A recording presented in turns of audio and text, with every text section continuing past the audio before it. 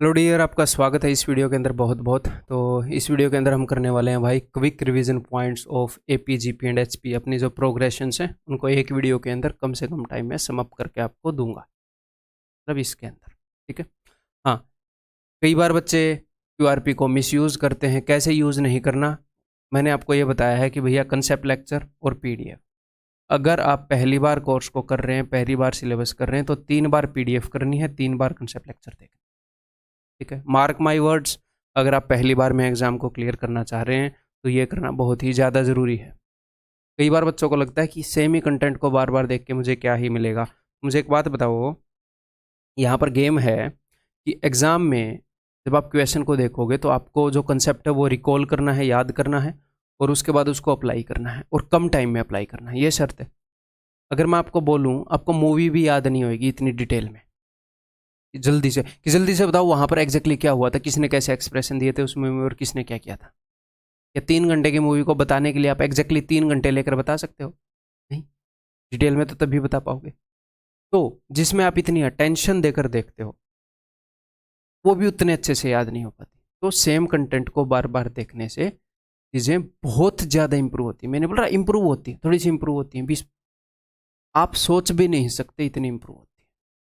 ठीक, मिनिमम 3 बार concept lecture करने हैं, 3 बार पीडीएफ करनी है। एक सिंगल क्वेश्चन कहीं से करने की जरूरत नहीं है, आप full out of full score कर सकते हैं। ना पीवाई क्यू करने की जरूरत है, प्रीवियस ईयर क्वेश्चन कुछ करने की जरूरत नहीं है, सिर्फ इसके अलावा मॉक दो एंड दैट्स इट।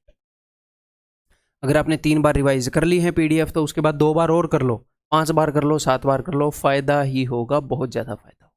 ठीक है। तो QRP is not a replacement of multiple revision of course. जो बैच है, जो कोर्स है, उसकी मल्टीपल रिवीजन की रिप्लेसमेंट नहीं है क्यूआरपी। क्यूआरपी ये नहीं है कि इसको 5 बार कर लूंगा उनको नहीं करूंगा, नहीं, नहीं होएगा फिर आपका सिलेक्शन। ठीक है। क्यूआरपी क्या है कि जब आप कोर्स देखेंगे तो आप नोट्स बनाएंगे, ठीक है, उनकी रीडिजाइनिंग करो। क्यूआरपी देखो तो उनमें कुछ इंप्रूवमेंट कर लो, और एग्जाम के पास आप कंसेप्ट को टच कर लो, ताकि कम से कम टाइम में आपका पूरा चैप्टर में टच करवा दूँ। वैसे तो आप नोट से टच कर सकते हो पूरे चैप्टर को, लेकिन अगर मान लो थोड़े से ज़्यादा दिन हो गए उस टॉपिक को किए और मेरे साथ मिलकर आप उसको रिवाइज करना चाह रहे हो, क्यूआरपी आपकी मदद करेंगे। ठीक है मेरे भाई। और ये एक ऐसी चीज़ है जो अपने पास ही है, तो आपको काफ़ी एडवांटेज मिल सकती है इससे।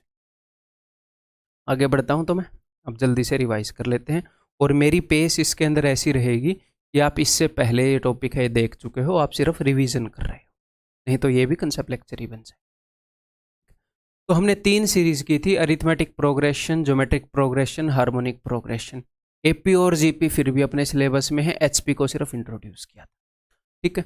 तो अरिथमेटिक प्रोग्रेशन में मैंने आपको क्या बताया था, एक ऐसी सीरीज जिसके अंदर कुछ ऐड करके, जैसे 7 3 10 3 13 3 16 3 19 3 22, हर एक टर्म में कुछ ऐड करके अगले टर्म आएगी। दो लगातार जो टर्म्स हैं उनके बीच में सेम डिफरेंस होगा, उसको एपी बोलते हैं। ये जो कॉमन डिफरेंस है ये पॉजिटिव भी हो सकता है, नेगेटिव भी हो सकता है, जीरो भी हो सकता है। पता है आपको, जो कॉमन डिफरेंस है वो पॉजिटिव भी हो सकता है, नेगेटिव भी हो सकता है, जीरो भी हो सकता है, यानी कि ये भी एक एपी है, an AP with common difference zero. ठीक। तो जो पहले वाला टर्म है उसको ए से रिप्रेजेंट करते हैं, फर्स्ट टर्म है। तो अगर आपको दूसरा टर्म चाहिए तो पहले वाले टर्म में आपने कॉमन डिफरेंस कितनी बार जोड़ा, 7 में कितनी बार 3 को जोड़ा, सर 1 बार, तो a + 1d। ऐसे ही आप पहले टर्म में 1 बार 3 जोड़ा, 1 बार और 3 जोड़ा, 2 बार 3 जोड़ दोगे, तीसरा टर्म आ जाएगा। तो जो थर्ड टर्म है वो लेने के लिए आपको a के अंदर 2 बार d जोड़ना पड़ेगा, a + 2d। इसमें एक और बार d जोड़ दोगे, a + 3d, a + 4d। ये इसकी जनरल फॉर्म है। ठीक है भाई, क्लियर है? यानी कि आपको ये पता होना चाहिए कि अगर आपको nth टर्म निकालना है तो a के अंदर n-1 बार d जोड़ देंगे, और कोई भी एपी है उसके अंदर अगर आपको a पता लग जाए और d पता लग जाए तो खत्म। एपी के अंदर ये 2 ही चीज़ें होती हैं, सब कुछ पता लग जाएगा। ठीक है। तो ऐसे ही अगर आपको 10th टर्म निकालना है तो a के अंदर 9 बार d जोड़ेंगे, 32वां टर्म निकालना है तो a के अंदर 31 बार d जोड़ेंगे, 39th टर्म निकालना है तो 38 टाइम्स d ऐड होगा a के अंदर। सम ऑफ एन टर्म्स आपको याद होना चाहिए। तो सम ऑफ एन टर्म्स होएगा, जैसे मैंने बताया था वैसे ही रिवाइज करवा देता हूँ। सम होता है average into number of values, average of values into number of values. किसी भी एपी की एवरेज होती है फर्स्ट प्लस लास्ट बाई 2, ठीक है। तो फर्स्ट प्लस लास्ट बटे में 2 को उधर ले जाओ, अगर n टर्म्स हैं तो n टर्म्स की एवरेज हो जाएगी ये और इंटू में n।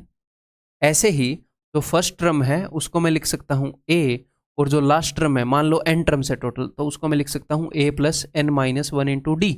n टर्म्स की यहाँ पर बताया ना सम, तो n वाला लास्ट टर्म होगा n टर्म। तो ये देखो a plus a 2a plus n minus 1 into D, वही चीज़ है। कई बार आपको फर्स्ट टर्म और लास्ट टर्म पता होता है, तुरंत पता होता है, निकालने की जरूरत नहीं होती, ये वाला फॉर्मूला यूज़ कर लेंगे। कई बार सिर्फ ए और डी पता होता है तो लास्ट टर्म निकाल सकते हो उससे भी, और डायरेक्टली ये फॉर्मूला भी यूज़ कर सकते हो।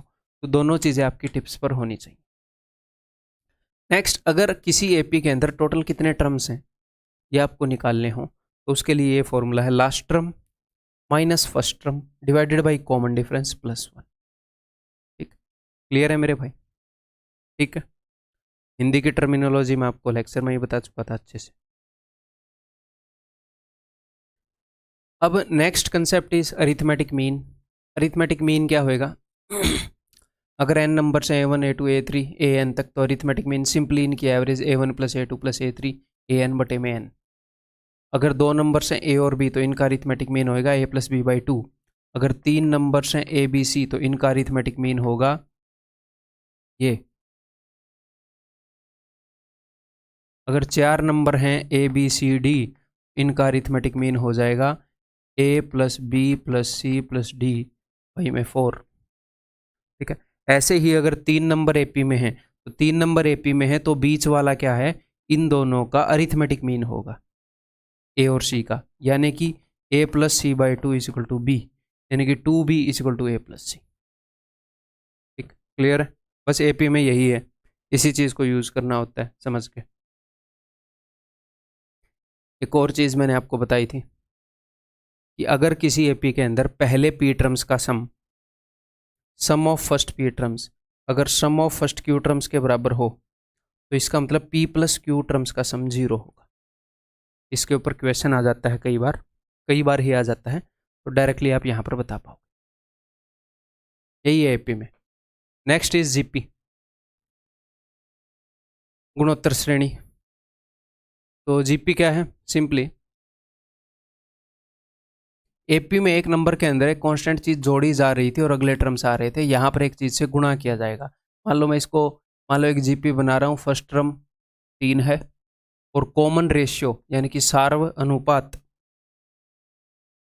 2 है जिससे गुणा किया जाएगा। तो 3 दूनी 6 ये अगला टर्म है, 6 दूनी 12 ये अगला टर्म है, 12 दूनी 24 ये अगला टर्म है। ठीक है, और यहाँ पर आर भी कुछ भी हो सकता है, पॉजिटिव भी हो सकता है, नेगेटिव भी हो सकता है। ठीक है भाई, तो इसकी जनरल फॉर्म क्या होगी? जो फर्स्ट टर्म है ए, अगर उसके अंदर आपने एक बार आर से गुणा किया तो सेकंड टर्म आ गई, और अगर फर्स्ट टर्म के अंदर एक बार और 2 बार अगर आर से गुणा किया तो तीसरी टर्म आ गई। तो तीसरी टर्म के लिए 2 बार आर से गुणा करना पड़ेगा, चौथी टर्म के लिए 3 बार आर से गुणा करना पड़ेगा। First term is equal to A, second term अगर टर्म सेकेंड है तो पावर 1 कम हो जाएगी आर की, अगर टर्म थर्ड है तो पावर 1 कम हो जाएगी आर की, ए आर 2, अगर टर्म फोर्थ है तो पावर 1 कम हो जाएगी आर की, ए आर क्यूब। ठीक है, क्लियर है? ऐसे ही nth टर्म के लिए r की पावर क्या हो जाएगी? n minus 1, a into R की पावर n माइनस 1। ऐसे ही 11th टर्म के लिए r की पावर क्या हो जाएगी? 11 से 1 कम 10। ठीक, sum of n terms Sn, ये फॉर्मूला आपको याद होना चाहिए, a into R raise to power n minus में 1 बटे में r माइनस 1। अब ऊपर भी -1 से मल्टीप्लाई कर दो, नीचे भी -1 से मल्टीप्लाई कर दो, हम कर सकते हैं दोनों जगह सेम नंबर से मल्टीप्लाई, तो ये पलट जाएगा और ये भी पलट जाएगा, सिंपल। तो जनरली हम क्या करते हैं, जब r ग्रेटर देन 1 हो तो ताकि यहाँ पर पॉजिटिव आए तो ये वाला यूज़ कर लेते हैं, r लेस देन 1 हो तो ये वाली फॉर्म यूज़ कर लेते हैं, ताकि कम कैलकुलेटिव या ताकि हम कंफर्टेबल रहें। ठीक है, बाकी सेम ही चीज़ है, कोई भी यूज़ कर लो कहीं पर, सेम ही चीज़ है, फ़र्क ही नहीं पड़ता। नेक्स्ट, अगर किसी जीपी के अंदर अगर कोई डिक्रीजिंग जीपी है, डिक्रीजिंग जीपी का क्या मतलब है, जिसकी टर्म्स घट रही हैं। कैसे? अगर आर जो है -1 और 1 के बीच में हो, ये मैं आपको बता चुका हूं अच्छे से, एक बार फिर से रिवाइज करवा देता हूं। मान लो यहां पर है 20, ए है 20 और आर है हाफ, एक से छोटा है। आर के साइन को मत देखो कि माइनस है पॉजिटिव है, सिर्फ इतना ध्यान रखो आर चाहे नेगेटिव हो या पॉजिटिव हो, बस एक से छोटी हो, सिर्फ इसकी वैल्यू को देखो, साइन को इग्नोर कर दो, ठीक है? साइन के कारण कंफ्यूज मत होना। तो 20 का हाफ, 10 का हाफ, 5 एंड सो ऑन, तो घट रही हैं टर्म्स, तो यहां पर इनफाइनाइट टर्म्स का हम सम निकाल सकते हैं। तो ये फॉर्मूला कैसे आया था वो ही बताता हूँ, बात बातों में बताता हूँ, लिख के नहीं बताऊंगा। तो R1 से छोटा है, हाँ तो ये वाला यूज कर लूंगा, जी हाँ। तो देखो n की वैल्यू यहाँ पर क्या है, सम ऑफ इनफाइनाइट टर्म देख रहे हैं, सम ऑफ n टर्म्स के लिए है ये, तो n की जगह इन्फिनिटी है, ठीक है? n की जगह अगर मैं इन्फिनिटी कर दूं तो r जो है एक 1 से छोटी चीज है, 1 से छोटी चीज की अगर आप पावर बढ़ा दोगे, मान लो इसकी पावर आपने 2 कर दी, तो देखो 1/4 छोटा हो गया। अगर इसकी पावर आप 3 कर दोगे तो और छोटा हो जाएगा। तो जितनी बड़ी इसकी पावर, 1/2 की पावर 1 करोड़ कर दो, बहुत छोटा हो जाएगा। लेकिन 1 करोड़ तो कुछ भी नहीं है, ये तो इन्फिनिटी की बात कर रहा है, जो 10 करोड़, 100 करोड़, 1000 करोड़ से भी बड़ी है। तो अगर एक 1 से छोटी वैल्यू की इतनी बड़ी पावर कर दोगे तो वो बहुत छोटा हो जाएगा, तो 0 ही मान लो उसको, इसीलिए इसको 0 मान लिया।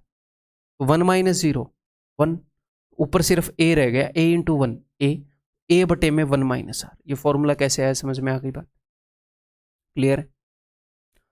तो जब जीपी ऐसी होएगी कि जिसके टर्म्स घट रहे होंगे, या फिर आप सिंपली ऐसे देख लो, आर की वैल्यू साइन को इग्नोर मारना, 1 से छोटी होनी चाहिए, तो आप सम ऑफ इनफाइनाइट टर्म्स निकाल पाओगे। अदरवाइज जीपी, मान लो इंक्रीजिंग जीपी है ये, तो इसकी इनफाइनाइट टर्म्स का सम क्या होगा? अरे भाई इसकी इनफाइनाइट टर्म भी खुद इन्फिनिटी होगी, इतनी बड़ी होगी। तो जब इंक्रीजिंग जीपी हो तो उसके इनफाइनाइट टर्म्स का सम क्या होता है? प्लस या माइनस इन्फिनिटी। प्लस वाली भी जीपी हो सकती है, माइनस वाली भी हो सकती है, माइनस के टर्म्स हो तो माइनस इन्फिनिटी। ठीक, clear? Next is geometric mean. तो ज्योमेट्रिक मीन का फॉर्मूला देख लो भाई। अरिथमेटिक मीन में क्या था, सिंपली एवरेज निकाल रहे थे, सारे नंबर्स को जोड़ा, n से भाग कर दिया। ज्योमेट्रिक मीन में क्या होएगा, अगर n नंबर्स हैं तो n नंबर्स की गुणा करी और उसकी पावर 1/n कर दी। ज्योमेट्रिक मीन ऑफ 2 नंबर्स क्या है, दोनों का प्रोडक्ट किया और पावर 1/2 कर दी। Geometric mean of 3 numbers A B C, तीनों का गुणा किया और पावर 1/3 कर दी, मीन्स क्यूब रूट निकाल दी। Geometric mean of 4 numbers A B C D, इनका ज्योमेट्रिक मीन क्या होएगा, चारों की गुणा करी और पावर 1/4 कर दी। 5 नंबर है तो पावर 1/5 कर दी, सिंपली ये। ठीक है, अगर ये 3 नंबर जीपी में है, यानी कि बीच वाला ज्योमेट्रिक मीन है इन दोनों का, अगर बीच वाला इन दोनों का ज्योमेट्रिक मीन है तो इन दो का ज्योमेट्रिक मीन आएगा ये, तो दिस इज इक्वल टू बीच वाला, यानी कि b² is equal to AC। जब नंबर कंटिन्यूड प्रोपोर्शन में होते हैं, रेशियो एंड प्रोपोर्शन में, अगर आपको ध्यान है तो वो जीपी में ही होते हैं। कंटिन्यूड प्रोपोर्शन में हो तो भी ये कंडीशन होती है। ठीक है, लगातार अनुपात में हो, समानुपात में हो। तो next is harmonic progression, last progression है अपनी ये है। तो जनरल फॉर्म इसकी क्या होगी, हार्मोनिक प्रोग्रेशन होती है। मान लो अपने पास एक जीपी है, एपी है सॉरी, 7 3 10 3 13 3 16, बार बार इसी का एग्जांपल लेता रहता हूँ मैं ना। हार्मोनिक प्रोग्रेशन अच्छी लगती है मेरे को ये वाली। तो हार्मोनिक प्रोग्रेशन होगी किसी भी एपी के टर्म्स का रेसिप्रोकल से बनी हुई सीरीज। कोई एपी है, उसके सारे टर्म्स को व्युत्क्रमित कर दिया, उनका उल्टा ले लिया हमने, है?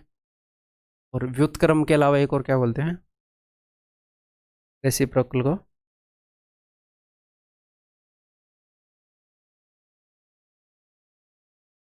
और बोलते हैं, छोड़ो, उनको पलट दिया तो एचपी बन जाएगी।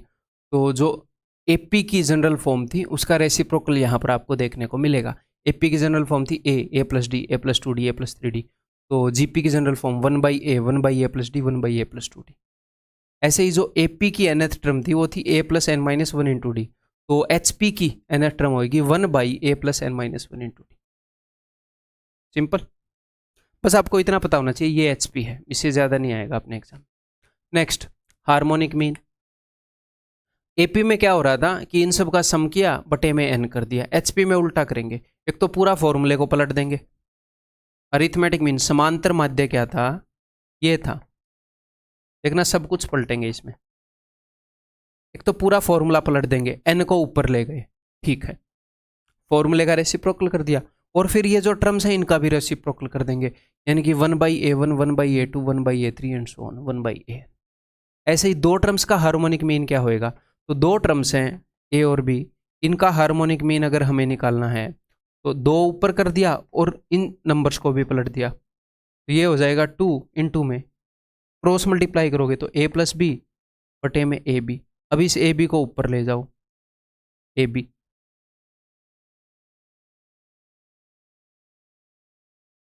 ये देखो,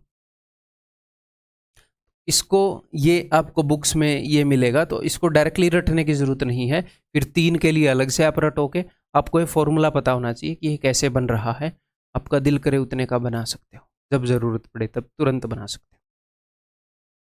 ठीक है, तो भाई इसके अंदर इतना ही है, प्रोग्रेशंस के अंदर एक बार ओवरव्यू ले लेते हैं क्या क्या है। यहाँ से हमने स्टार्ट किया, अरिथमेटिक प्रोग्रेशन के बारे में हमने सब कुछ जाना, सिलेबस में बढ़िया तरीके से है। फिर अरिथमेटिक मीन के बारे में जाना, ठीक है। इसके बाद ज्योमेट्रिक प्रोग्रेशन के बारे में जाना, ये भी सिलेबस में है सब कुछ, और ज्योमेट्रिक मीन के बारे में हमने, ठीक है। फिर हार्मोनिक प्रोग्रेशन के बारे में हमने जाना क्या होती है, और हार्मोनिक मीन हमने जाना क्या, दैट्स ऑल, ठीक है। तो इस वीडियो के अंदर इतना ही, अगली वीडियो के अंदर मिलता हूँ, बाय बाय, टेक केयर।